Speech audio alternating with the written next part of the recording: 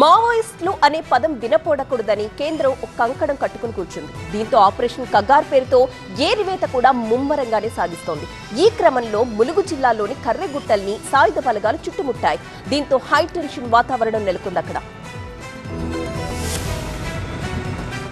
ములుగు జిల్లాలోని కర్రెగుట్టలను భద్రతా బలగాలు రౌండప్ చేశాయి. కర్రెగుట్టలో మావోయిస్టులు తలదాచుకున్నారనే సమాచారంతో చుట్టుముట్టాయి.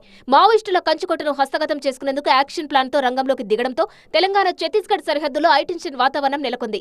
మావోయిస్టులను ఏరివేసేందుకు ఆపరేషన్ కగార్ అంటూ ప్రత్యేక బలగాలు అడవిలోకి చొచ్చుకెళ్లగా వారిని నిలువరించేందుకు మావోయిస్టులు ఎదురుకాల్పులతో విరుచుకుపడ్డారు. దీంతో దండకారణ్యం దద్దరిల్లింది.